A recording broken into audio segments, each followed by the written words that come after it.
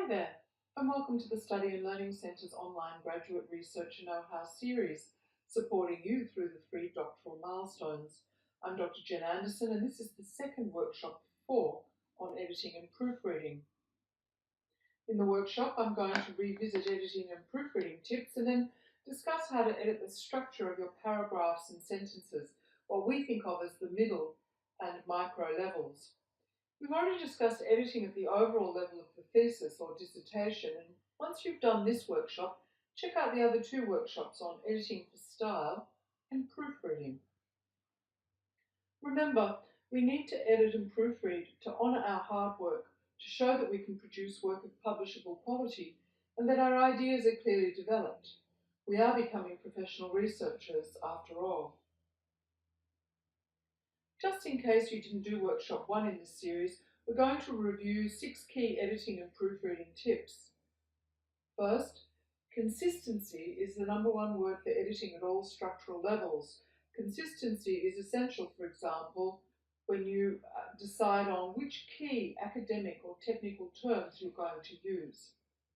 Next, because you're so close to your work, it's almost impossible to see the errors or mistakes, and that's why you need to edit with fresh eyes. So leave some time between writing your drafts and editing them. We suggest that you give your writing to a critical friend to read. Someone who can see what you cannot. For example, are your paragraphs logical? And is your argument clear? If your supervisor gives you suggestions on track changes, read them carefully first. Do not assume your supervisors and you have the same ideas. You can learn a lot about your writing by observing the corrections, so read type rather than accept changes wholesale, and notice the structural or grammatical changes your supervisors have made. When you edit, give the job your full attention. It's not the same as filing documents on computer. Your analytical brain and your creative brain need to work together simultaneously. And how do you edit best, on a screen or a printout? Your answer may differ depending on the stage at which you're doing the editing. If the line of argument is difficult to follow, print out the document so you can lay pages side by side and follow the ideas from paragraph to paragraph. We recommend that you edit in sections. Do one section at a time. If you think you've repeated yourself in another section, make a note and keep the page number. And after you edit the section, do a Control F search for the keywords across the document and check for repetition. This kind of editing means you're focusing on one aspect at a time or one theme, like following the themes through your document. Read your writing out loud. Notice the rhythm, the tone, the flow of ideas. I find this very useful for locating errors when I'm editing and proofreading. Sometimes if you change the appearance of the text, change the font or font size or text colour, for example, you can see better where the problems are, but only do this on a copy. And last but not least, a lot more time than you think you'll need for editing. Never leave it to the last minute. If you have any other great tips you'd like to share, we'd love to hear from you on the discussion forum. We can't say this enough. As you edit your work, ask yourself, are these paragraphs and sentences related to my research aims and objectives and my research questions? If they're not, you may need to delete them or revise them so that they are relevant. First of all, let's edit the paragraph structures. Remember, one section at a time. Do your paragraphs have unity, coherence, and adequate development? What that means is, do you have a clear topic sentence with a claim, and does every sentence in the paragraph help to understand that claim? Are you using linking words to create clear relationships between sentences and the ideas in the sentences? Sometimes when we draft a section, we write a set of statements, but we don't link them with words like however, or in addition, or there are 3 key features, or in contrast, and so on. Without them, our work has no coherence. The argument is lost. Finally, when we draft, When we write drafts, our paragraphs might have a topic sentence and evidence from a reference, but we might forget to explain how or why this information is valuable to our argument. Our supervisors ask, "What's the point? You need to develop this idea." So we'll look at how you might do this. First, though, let's explore how we can edit for paragraph unity. Here's a good example of paragraph unity from a thesis on health therapies for patients who have suffered strokes. It comes at the end of the introduction to the thesis and provides a powerful rationale for the research, which is also its contribution to the sector. The sentences marked in red show how unity is maintained through the paragraph. First, we get a high statistic that demands attention: survivors of stroke in Australia. Then we're introduced to the idea of stroke-related burden, and in the final sentence, a solution is recommended, which is the subject of this research. We can find unity by tracing key words through a paragraph. We look for repetitions and development. For example, the words stroke, stroke survivors, stroke burden. They're words that are repeated, and in the last sentence we can see stroke rehabilitation therapies. Pause the video if you'd like to read this more closely.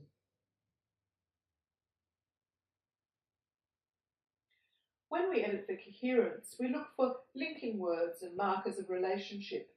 In this activity, read the paragraph and identify 5 problems with these linking words. Pause the video now and read.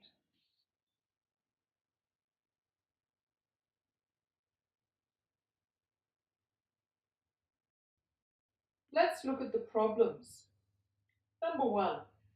Using firstly and secondly indicates you're making a list. You should preface your list with an expression such as, "There are a number of issues to consider. First." Number 2.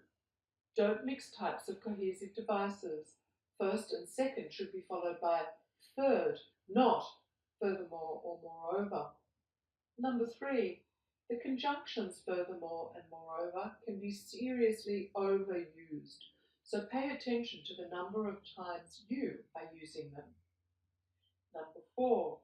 So marks a relationship between cause and effect, or indicates a summary. We can see, therefore, that it is not used correctly here. We could put a full stop after audience and begin the sentence with, "This is known as." Number 5. In summary should begin a sentence, and because you are summarizing, you need to use a key term, not a reference word like it. We could rewrite the sentence to say, "In summary, these 6 actions that constitute marketing mix can help your business," and so on. Pause if you'd like to look at this more closely. Now, here's a much more fluent way of writing this same paragraph. Create a list using a colon and a set of semicolons. These are the ones marked in red. We use semicolons when the points we're making are made up of complex clauses, not just a single item.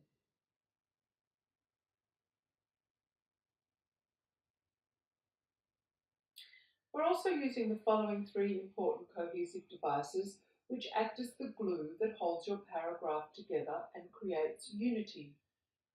First, when you want to explain key terms, you can introduce the term and then identify its features or aspects, as in this example. Don't be afraid of a little repetition, because in this case, you're repeating key terms and setting them in the reader's consciousness.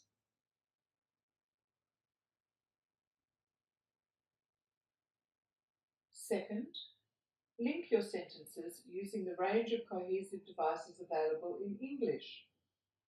Repetition of keywords, pronouns referring to keywords previously stated, reference words like this, these, for example, And conjunctions are also useful devices, and make sure you use them correctly. There are also other signposts pointing to the relationship between ideas, such as in contrast, similarly, and so on.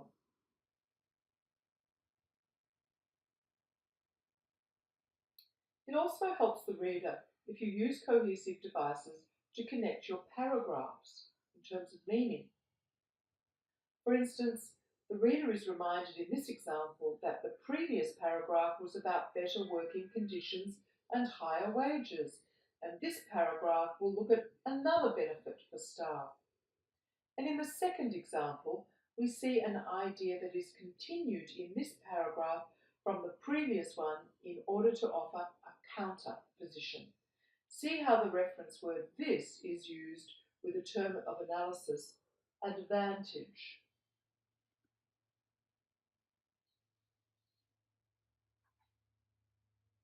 Now let's look at a paragraph that has been edited to include a range of useful cohesive devices. Notice how these devices link the paragraph ideas together. Pause the video and read the paragraph and the colour-coded analysis on the right. You'll notice how the referent this is used 4 times. Each time it's used to refer to something that comes just before it in the paragraph. See how it creates unity. Pause the video now.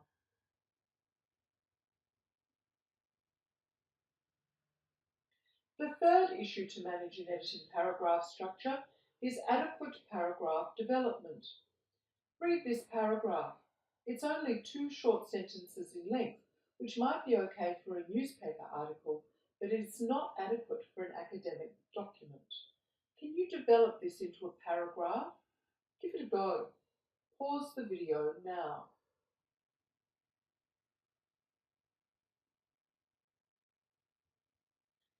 This is my brainstorm of possible ways to expand this paragraph to make a meaningful unit. What we need is more information about the grading and classification system because this appears to be the topic of the paragraph. One way might be to list the categories for grading. These could then be used to determine the appropriacy of basing one scheme on another. Whatever the author does, the text should include references that explain or offer evidence or examples.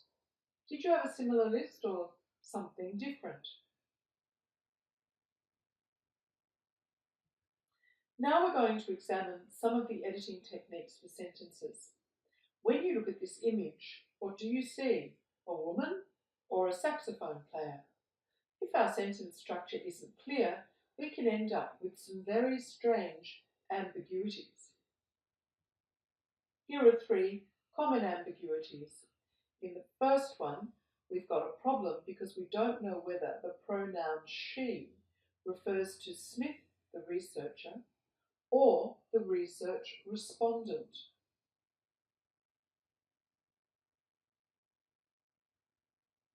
In the first sentence, the focus is on Smith's reaction. And in the second, the focus is on the respondent's reaction. You can see how these alternative sentences provide a more detailed analysis of the relationship between Smith and the respondent. But which one is the right one? Well, we can't know without the context.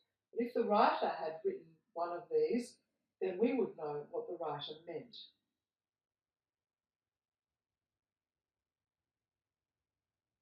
A second form of ambiguity is found in what we call dangling modifiers. Look at the example. If you have a clause followed by a sentence, the topic or subject after the comma is the main topic of the clause that comes before. So the article is the topic, but can an article read? The reader is in fact the researcher who writes this sentence, and it is they who are not convinced, not the article. So an academic alternative is the journal article does not provide a convincing interpretation of the original study. Now, it's true that an author interprets and not an article, but we do know that in academic context we can write the paper discusses, the article argues, the research shows. We cannot, however, say that the article reads. The third form of ambiguity is caused when relative clauses are not used carefully. Read the two statements and identify the differences in meaning. Pause the video now while you work it out.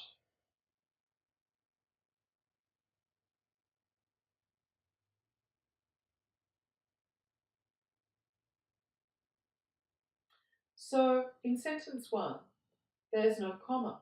So this means that there's a direct relationship between the two wants.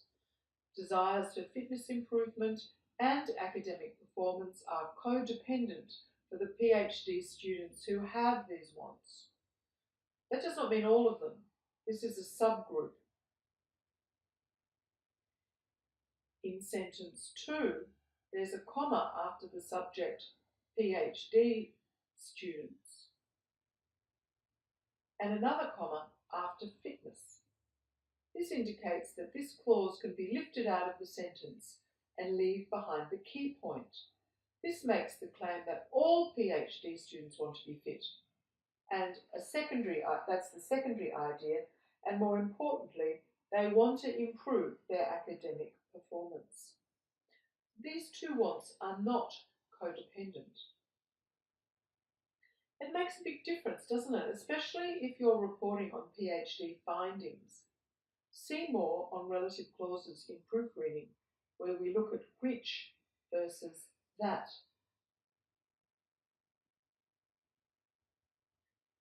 Here's another grammatical issue of some importance. A run-on sentence is one in which two independent clauses, that is, two sentences, are written as one sentence. There are three ways to fix this sentence. You can create two separate sentences. These sentences are quite short, however, so they sound strange when the cause and effect relationship between them is broken by a full stop. You can create a semicolon if the relationship between the ideas is very close, as is the case here, where a direct effect of cancer research is longer life. Be careful though, don't overuse semicolons because they strengthen claims and this action can damage the validity of the claim. And finally, you can add a simple and, but, or so as appropriate. Pause if you'd like to look at these for longer. A final issue to address is whether you are writing in full sentences or using sentence fragments. A simple test for a fragment is to ask, does my sentence have a verb or action word? Does it have a subject or main topic? And does it make sense by itself? If your answer is no to any of these, you have a sentence fragment instead of a sentence. Another way to say this is a sentence must have a verb and a subject and make sense by itself. Look at the first one, with heart disease increasing by 20% since 1940. It has a subject and a verb, but the with suggests there's more we need to know, that this is a dependent clause. We may want to know what has caused the increase.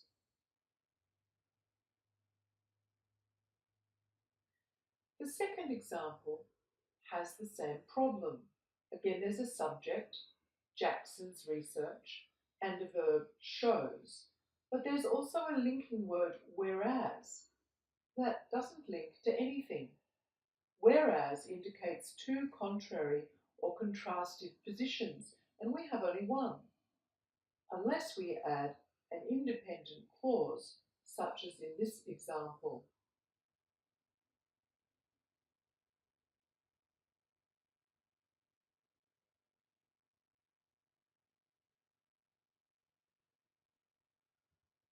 In this workshop, we've explored editing at the paragraph and sentence level. While editing is usually conducted at the end of a writing project, we recommend that you use it as a regular part of your writing review. Ask yourself, what do I really want to say, and am I saying it? If you have trouble identifying your writing issues, we recommend you get an assessment from a study and learning advisor at a drop-in centre on a campus near you, or through the query function on the Study and Learning Centre website. Timely advice can save you a great deal of worry and misunderstanding. Also, remember that there are research writing groups that might be able to help. I love this quote from Colette. During your PhD, you have a chance to transform yourself from a writer to an author. The writer collects words, the author edits and shapes them. Good luck.